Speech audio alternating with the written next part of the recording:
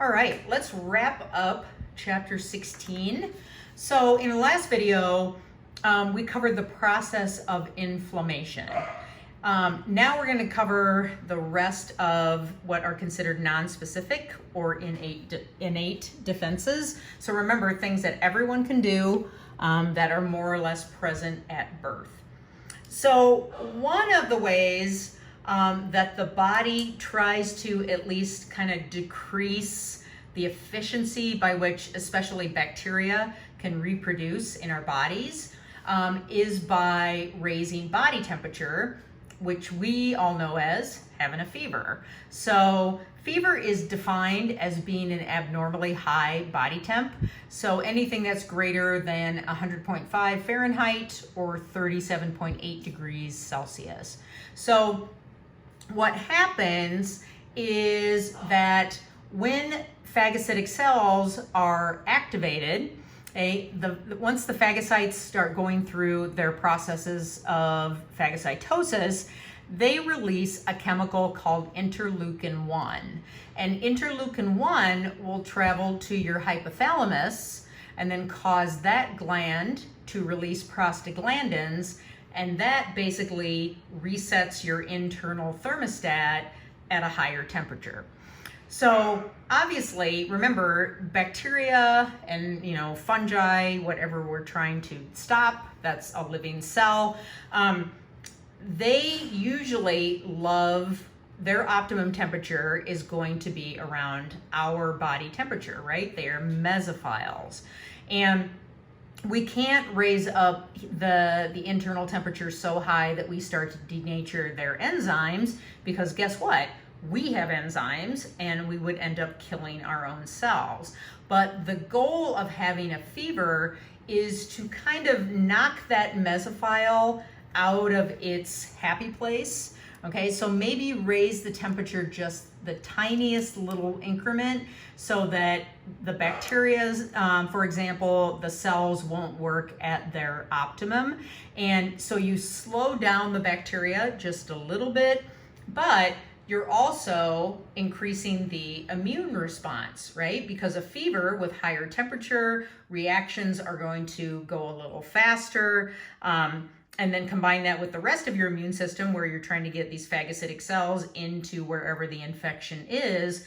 A fever just kind of helps increase your immune response by decreasing the efficiency of the bacteria that's trying to infect you.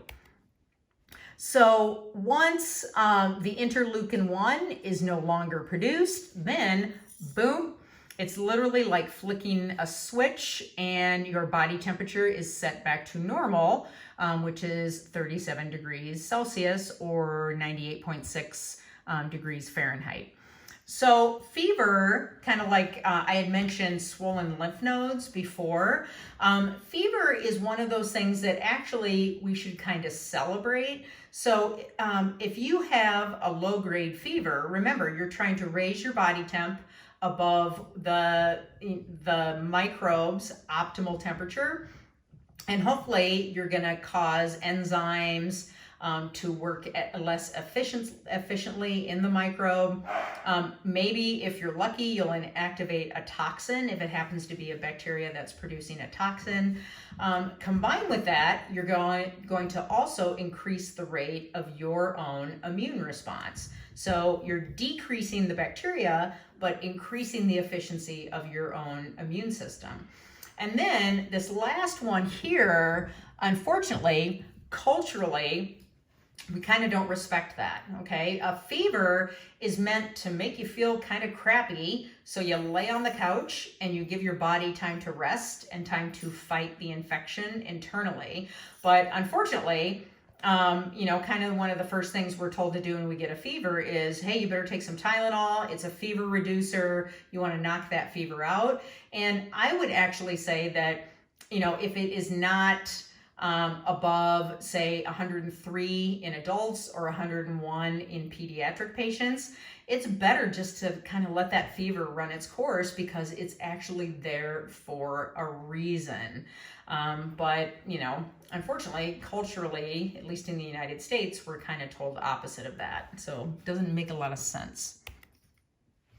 Okay, then I want to mention something called the complement cascade. And we're not going to go into detail about that, but what it is you have a series of proteins that are produced by your liver and are constantly floating around in your blood and your tissues, and normally they don't interact, but if they are triggered, it will actually produce a cascade where one protein splits and then activates the next protein in the cascade, and then on and on and on. And what happens is it forms a complex, which I like to call the tornado of death. Okay, so what complement does is when all of these proteins come together, they actually produce, I mean, it literally looks like a funnel, and it is able to drill into the cell walls of microbes, and specifically here, bacteria. And when it does that, it punches a hole into the cell wall of the bacteria, and the bacteria lyses. So all of its contents start leaking out. Another term that I want to mention is opsonization. Okay, so opsonization is whenever you have a microbe that's causing an infection and it has complement on it, okay, so it has the tornado of death, and I'm going to show you what that looks like. If it has complement on it and it also has antibodies clinging to it, that makes that particular microbe much easier for a macrophage or a neutrophil to be able to ingest and to get it out of your system and get rid of it. Okay, so that process is called opsonization. So complement and antibodies sticking onto a microbe make for much more efficient and increased phagocytosis by macrophages and neutrophils.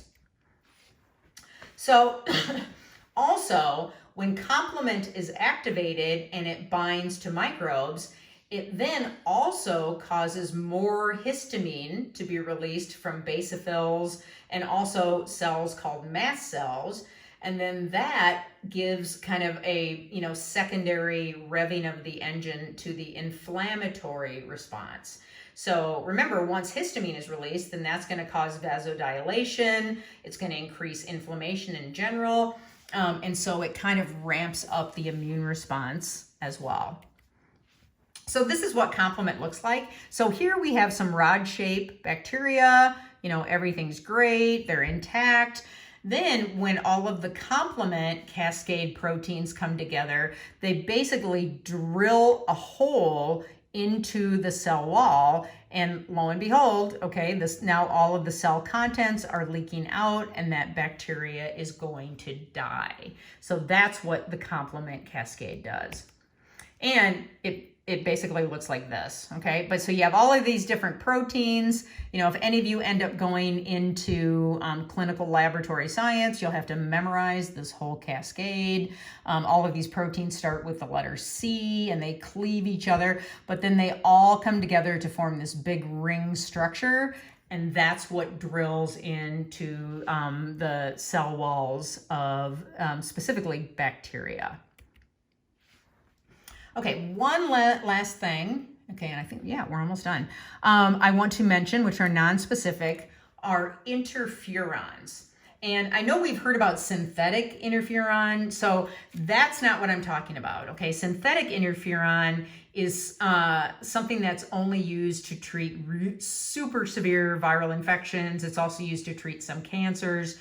It's not something that you would get prescribed to you for, like, you know, just a simple viral infection, because actually the side effects are very, very toxic. But naturally, you do produce interferon, and it happens when your cells become infected with a virus. And it's kind of a way of a cell fighting back and trying to alert neighboring cells that, you know, hey, if there's anything you can do to protect yourself against this virus, do it, because it's infected me and it's coming your way. Okay, so that's what naturally produced interferons are. They are simply an early warning chemical produced by cells that have been infected with a virus.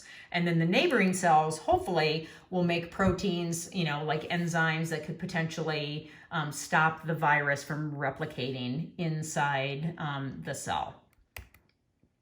So as I mentioned, you know, interferons that are synthetic, these are used to treat really severe, you know, HPV infections, Hep C, but these are some of the side effects. So it's basically like as severe a treatment as chemotherapy is, you know, anti-cancer drugs. So yeah, synthetic interferon is nothing that you want to take unless you absolutely need to and have one of these pretty serious conditions.